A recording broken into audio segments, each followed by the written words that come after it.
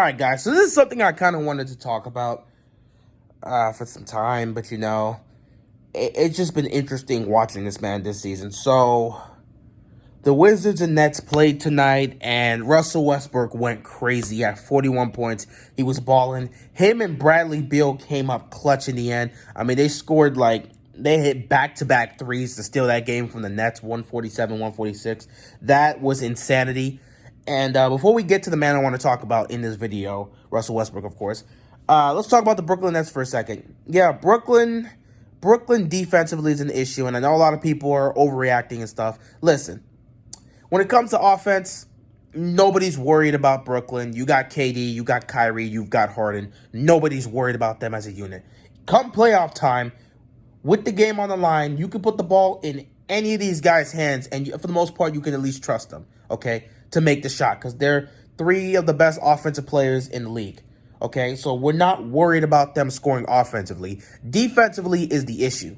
And I know people are going to overreact because they're giving up all these points to the teams like the Cavs and the Wizards. But listen, they just got together. The three of them haven't been on the court together that long. It's going to take time. You got to understand, when you have a big three, it's not easy for them to be able to work together and everything to work just in unison right off the bat. It takes time.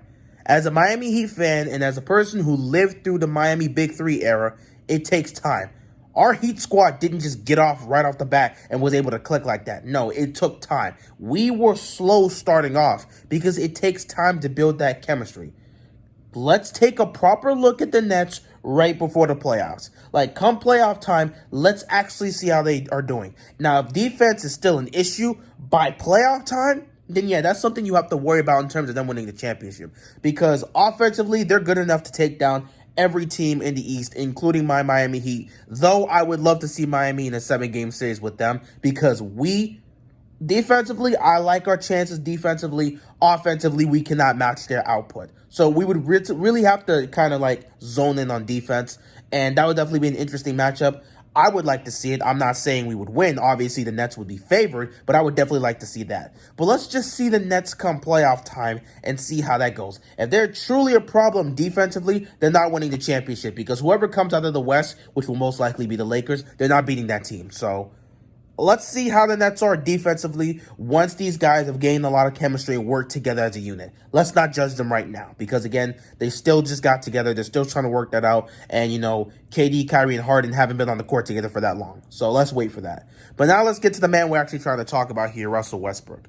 And, just seeing him play like this today is just another reason why I love Russell Westbrook. And look, man, I know the criticisms he's going to get in his career. I know the criticism people throw at him all the time. Yeah, he's going to do all this great stuff just to get to the playoffs and lose in the first round. And you know what? It's most likely right. And I've come to accept that. I think it took me quite some time because, Russell Westbrook's my favorite player to watch.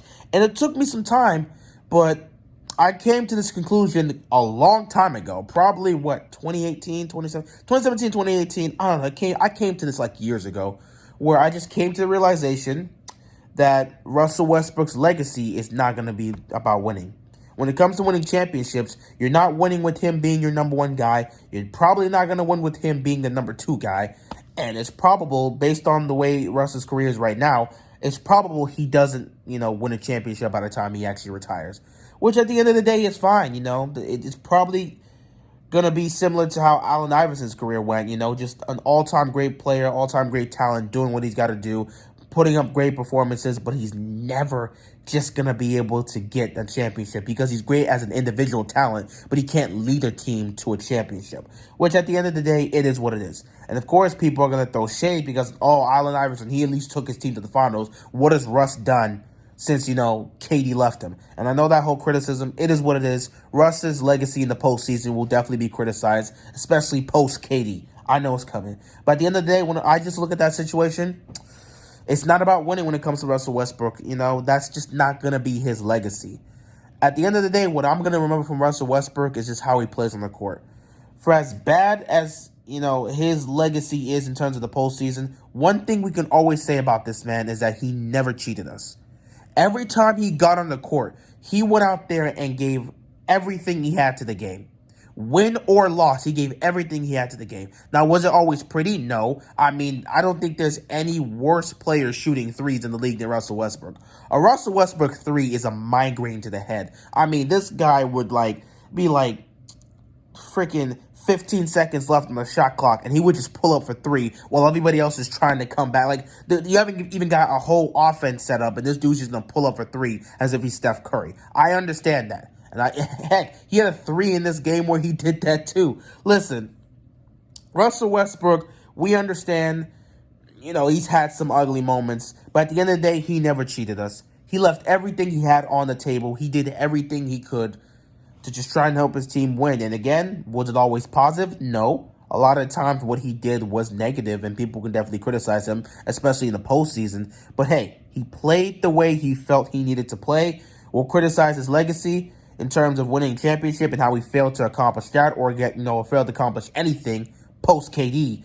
But I'm always going to love and respect the man for how he played this game and how he just went out there and never cheated us, man. He played 100%, went at it every single play with 100% effort all day, every game, all 48 minutes. He was never, ever going to sit back and cheat us. He played with all he had. And when he finally retires, that's something we're going to remember from him, that he never cheated us.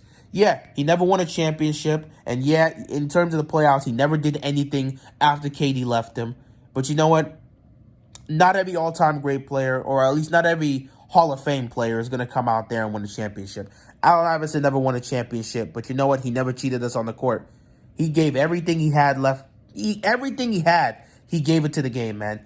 Everything he had, all the energy and effort he had, he put into the game. And at the end of the day, Allen Iverson, today, he can just look at his legacy and he's happy no matter where he is. He doesn't care about that. He's happy that he was able to, contribute to the game and make an impact. And at the end of the day, his legacy is his legacy. He doesn't care. And I feel like when it comes to guys like Allen Iverson, we don't really talk about him that much because it just feels like we overlook his career because he never won a championship.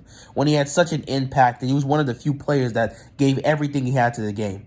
And Russell Westbrook is just like that. That's a player we're honestly going to miss when he's gone. Because there's not many people, at least superstars in general, there's not many superstars that's going to put that much effort into a regular season game.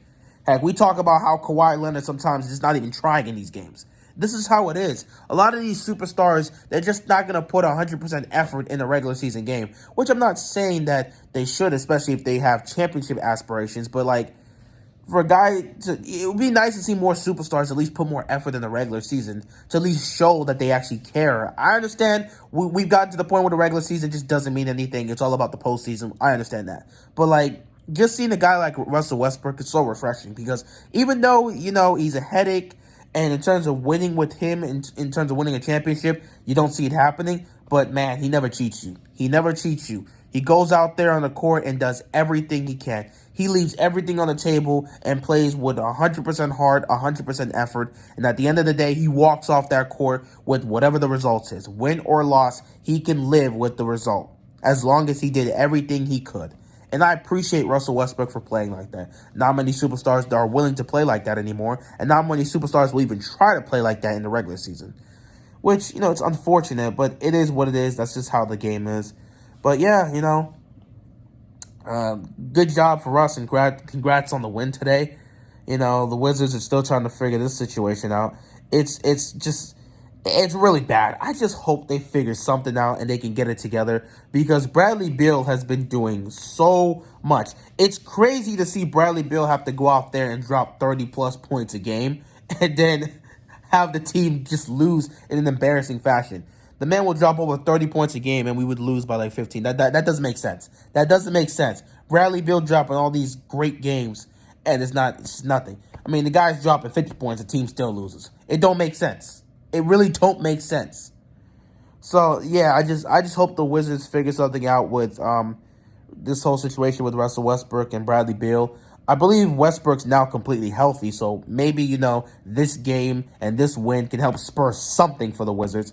I don't know if they would be able to make the playoffs, but it would be nice to see them at least compete and just get close to doing that, because otherwise, at this point, if you're not going to be able to compete, why are you still keeping Bradley Beal here? At some point, just trade him and just completely rebuild this thing. John Wall's gone, so you might as well just rebuild this whole situation if you're not getting anything out of Russell Westbrook and Bradley Beal in terms of winning basketball games. So, yeah, congrats to Russell Westbrook, congrats to Bradley Beal. They got to win over the Nets. As for Brooklyn, this isn't even something to panic. I guarantee you, KD, Kyrie, and Harden they're not sweating anything. They're not even the least bit concerned in terms of how this is going to be long term. Now, short term, I'm sure they're sitting there and saying, yeah, we got to deal with some concerns. We got to play better defensively and adjust it. But in terms of looking towards the playoffs and competing for a championship, there's not a doubt in their mind that by the time they get to the postseason, they're going to have this figured out. It's a short term problem for them, but by the long run, everything's going to be good for them. And when it comes to playoff time, they should be fine. Defense should be improved.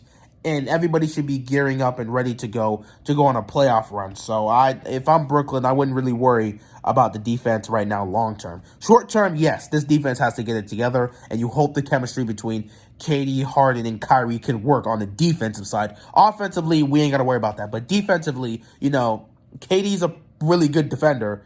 And, Harden can be a good perimeter defender, and Kyrie, in some cases, can be a relatively solid defender. They just have to be able to play like that more consistently as a unit. They'll figure it out. They know what they're doing.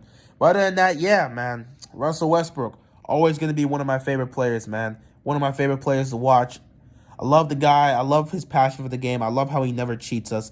And at the end of the day, I really wish there were a lot of things I wish Russell Westbrook would have done different in his career in terms of how he played the game. But you know what? This is who he is. This is how he plays the game, and I respect that. And that's just how his career is going to be. And I'll look back at it and say, hey, it was one hell of a career. He never won a championship, but he never cheated us on the court. With that being said, man, I got nothing else to talk about. I'm tired. That was a very interesting game, but I got to get some sleep, man. I'm done. Peace out.